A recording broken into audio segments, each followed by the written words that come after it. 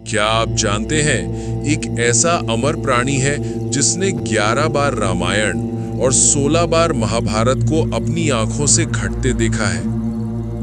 हर बार श्री राम का जन्म, वनवास, सीता हरण, रावण वध, सब कुछ उसने अपने सामने घटते देखा है। और हर बार उसके नेत्रों से भक्ति के अश्रु बहते रहे, जैसे पहली बार हो रहा हो।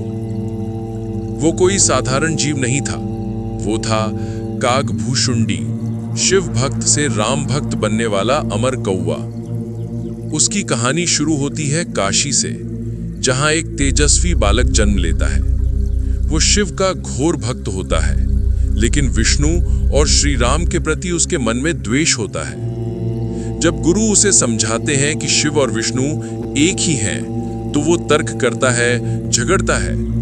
गुरु क्रोधित होकर उसे श्राप देते हैं, तू 1000 जन्मों तक सर्प बनेगा और हर जन्म तुझे याद रहेगा। उसके बाद वो जन्म जन्म सर्प बनता है, कभी गुफाओं में, कभी ऋषियों के आश्रम के पास। हर बार उसकी चेतना जागृत होती है, उसे याद आता है कि ये सब उसके अहंकार का फल है। धीरे धीरे वो अपने भीतर झांकता है, उसका मन शांत होता है और वो भक्ति की ओर बढ़ता है। 1000वें जन्म में वो फिर ब्राह्मण बनता है, अब विनम्र, शांत और प्रभु श्री राम का भक्त। वो अयोध्या जाता है, कथा सुनता है और प्रभु प्रेम में उसकी आत्मा भीग जाती है। लेकिन एक दिन ऋषि लोमश के साथ बहस में वो फिर अपमान कर बैठता है। ऋषि उसे श्राप देते हैं, अब तू कौवा बनेगा। अब वो कौवे का रूप धारण करता है और बन जाता है काकभूषुंडी। वो मंदाकिनी तट पर बैठता है और राम कथा सुनना और सुनाना शुरू करता है। उसकी कथा सुनने पशु पक्षी, ऋषि मुनि, यहाँ तक कि देवता भी आने लगते हैं।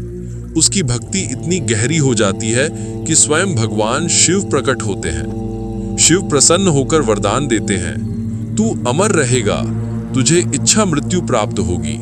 तू 11 बार रामायण और 16 बार महाभारत को घटते हुए देखेगा, हर बार साक्षी बनेगा। इसके बाद हर कल्प में, हर त्रेता युग में वो श्री राम का जन्म देखकर भाव विभोर होता है। वो कौवे की आंखों से बालक राम को झूले में मुस्कुराते देखता है। वनवास, रावण वध, राम राज्य, हर क्षण वो देखता है और उसकी आत्मा प्रभु प्रेम में खो जाती है। हर बार वही कथा होती है, पर उसका अनुभव हर बार नया होता है। 11वीं बार जब उसने रामायण को समाप्त होते देखा, वो गहराई से मुस्कुराया। उसने कहा, कथा वही है, लेकिन मेरा भाव हर बार बदलता है। यही भक्ति है। एक दिन गरुड़ जी को जिज्ञासा होती है, राम कौन है, उनकी महिमा क्या है?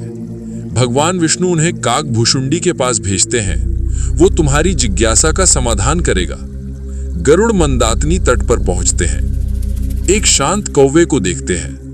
वो कौवा उन्हें प्रेम से देखता है और फिर कहता है, बैठो गरुड़, मैं तुम्हें कथा सुनाऊंगा। काकभूषुंडी गरुड़ को श्री राम की संपूर्ण कथा सुनाते हैं, प्रेम, करुणा और ज्ञान से भरी हुई। कथा के अंत में वो कहते हैं, जो राम को जानता है वही काल को पार कर सकता है।